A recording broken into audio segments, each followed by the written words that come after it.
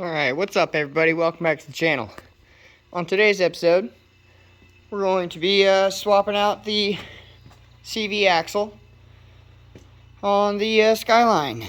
I do have two new CV axle boots to replace the CV axle boots that are on this. See if I can get you in there to see that it's all blown up and grease everywhere. Pretty. There it is. Pretty nasty. So, we're going to be pulling that out.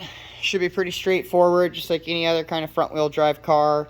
Take the wheel off, knock off the tie rod end, probably the lower ball joint. Maybe have to take the brake caliper off. I doubt it though. And then should just be one big nut, and then slip it out, and a lot of pulling and prying, and it should just pop right off, hopefully. There's a lot of hopefully in there, so let's get this wheel off and get down to it.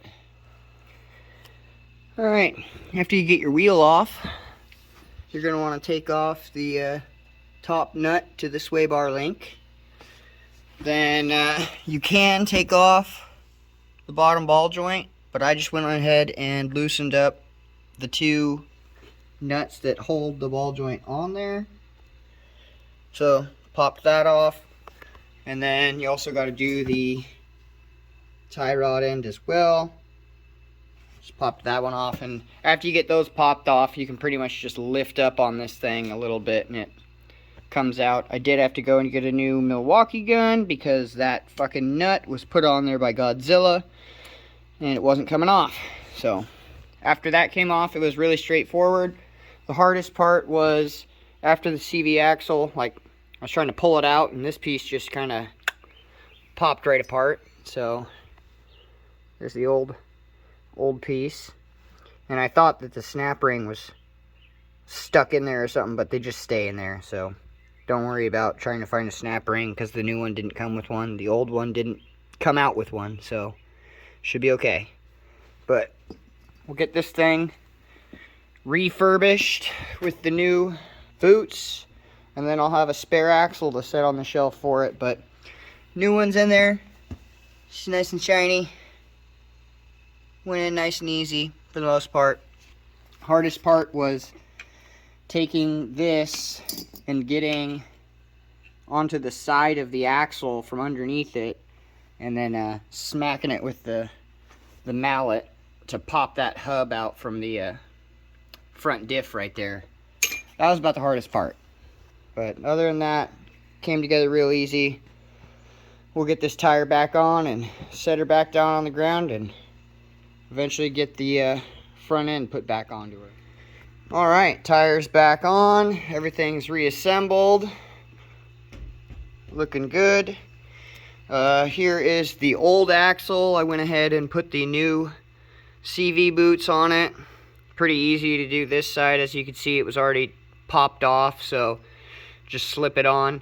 There was a snap ring that you have to take off and then pop off those three little roller bearings. They kind of slip off.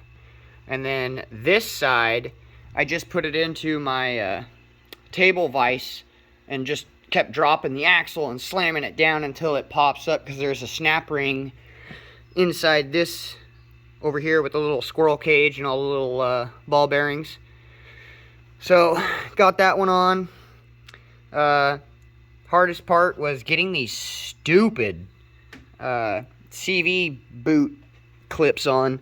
These style are really easy to put on. I'll show you the other style that they gave me, and it was ridiculous. Where is it? Absolute. Here they are. These things. Never get these. I don't know how they expect you to put these on after you go like that, because there's nothing to like grab it with a pair of pliers on this side, and you'd think you'd put it to that, but your pliers can only get it to right there, and that was it. So it could never actually fully seat, and these things are a fucking pain in the ass. I hate that. Stupidest thing ever. Yeah, here's the big one of it. These things are dumb. Dumb as hell. Whoever designed these, I hate them.